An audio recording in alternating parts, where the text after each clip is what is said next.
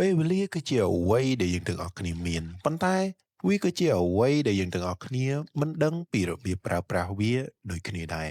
មានបរិះអ្នកស្រែម្នាក់ភ្ញាក់ពីព្រលឹមទៅភ្ជួរស្រែដោយតាំងចិត្តថានឹងភ្ជួរឲ្យរួចមិនឲ្យសល់នៅថ្ងៃនេះទេពេលដែលចាប់ផ្ដើមត្រួតពិនិត្យមើលគោយន្តរបស់ខ្លួនទើបដឹងថាគោយន្តរបស់ខ្លួនអស់ម្សុទ្ធទើបដើរចេញទៅទិញម្សុទ្ធនៅពេលដែលដើរទៅទិញម្សុទ្ធកាត់ត្រង់ជ្រូកក៏នឹកឃើញថាជ្រុលជាដើរកាត់ទៅហើយក៏ឆ្លៀតចូលទៅដាក់បាយជ្រូកបន្តិចសិនប្រហែលជាមិនអីទេដែលនេះនឹងអាចជួយកាត់បន្ថយកិច្ចការរបស់ប្រពន្ធបានខ្លះដែរទើបគាត់ដើរវាងចូលទៅកន្លែងដាក់ចំណីជ្រូកពេលចូលទៅឃើញបាវចំណីជ្រូកក៏ធ្វើឲ្យនឹកឃើញដល់ផ្លែកបាសដែលអាចប្រមូលផលបានទើបយកបាវទៅទេមួយទៅប្រមូលកបាសនៅពេលដើរកាត់គំនរឈើក៏នឹកឃើញទៀតថាភរិយាប្រាប់ឲ្យដុតឈើដើម្បីធ្វើធ្យូងព្រោះធ្យូងចិត្តអស់ទៅហើយទើបដាក់បាវចុះរួចក៏ជញ្ជូនឈើ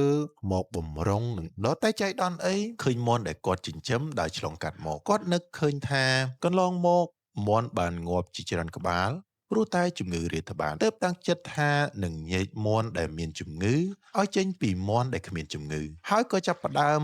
ដេញចាប់មន់បានតែ2-3ក្បាលប៉ុណ្ណោះព្រះអាទិត្យក៏លិចបាត់ទៅទើបដើរត្រឡប់មកផ្ទះវិញស្រែដែលតាំងចិត្តថានឹងភ្ជួរនៅក្នុងសភាពដដែលរងចាំការភ្ជួរពីគោយន្តរបស់គាត់បន្តទៀតកិច្ចការតិចតួចដែលឆ្លៀតធ្វើនៅតាមផ្លូវក៏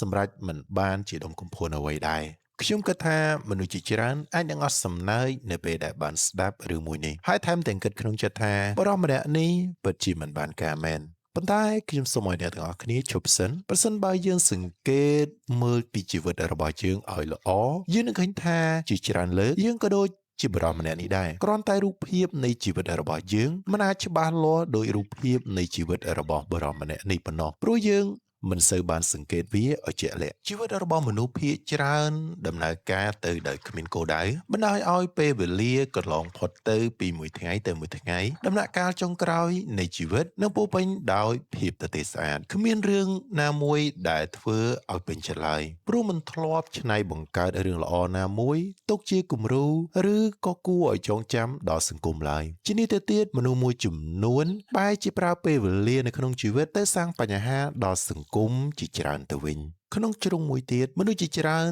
ទោះបីជាមានគោលដៅនៅក្នុងជីវិតតែតាមផ្លូវដើរទៅកាន់គោលដៅបែរជាដើរចេញក្រៅផ្លូវទៅវិញឆ្លៀតទៅធ្វើរឿងផ្សេងទៅតាមការអូសទាញចិត្តនិងការទាមទាររបស់បេះដូងទើបទីបំផុតមិនអាចទៅដល់គោលដៅដែលបានកំណត់ទុកម្យ៉ាងទៀតនៅមានមនុស្សជាច្រើនទៀតដែលមានគោលដៅច្បាស់លាស់នៅក្នុងជីវិតស៊ូលំបាកលំបិនជំនះឧបសគ្គរហូតទៅដល់គោលដៅតែទីបំផុតបែរជាឃើញថាគោលដៅដែលបានកំណត់ទុកនោះมันបានផ្ដល់នូវសេចក្តីសុខដោយការរំពឹងទុកព្រោះថាគោលដៅនោះមិនមែនជាគោលដៅដែលមានតម្លៃពិតប្រាកដឡើយពេលវេលានិងជីវិតមិនមែនជាកាសែតវីដេអូដែលពេលចប់ហើយអាចសារត្រឡប់មកក្រោយចាប់ផ្ដើមសារថ្មីបាននោះទេពេលវេលានិងជីវិតគឺជារឿងដែលយើងប្រើអស់ហើយគឺអស់តែម្ដងយើងម្នាក់មានជីវិតតែមួយទេ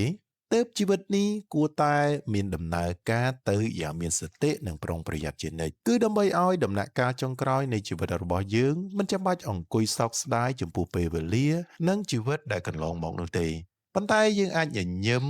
ដោយការពេញចិត្តហើយប្រាប់ខ្លួនឯងថាយើងបានប្រើប្រាស់ពេលវេលានៅក្នុងជីវិតកន្លងមកបានយ៉ាងល្អបំផុតហើយនៅពេលដែលខ្ញុំពិចារណាអំពីសំណួរមួយដែលសួរថាហេតុអ្វីបានជាយើងត្រូវគ្រប់គ្រងពេលវេលាខ្ញុំក៏ត្រឡប់មកដល់ចម្លើយចាស់ដដែលគឺថាព្រោះពេលវេលាគឺជាជីវិតទើបការគ្រប់គ្រងពេលវេលាស្មើនឹងការគ្រប់គ្រងជីវិតដូចគ្នាដែរហើយមនុស្សដែលចង់សម្រេចភាពជោគជ័យនិងមានសេចក្តីសុខពិតប្រាកដនៅក្នុងជីវិតរមែងមិនអាចជៀសវាងការគ្រប់គ្រងជីវិតឬក៏គ្រប់គ្រងពេលវេលាបានទេ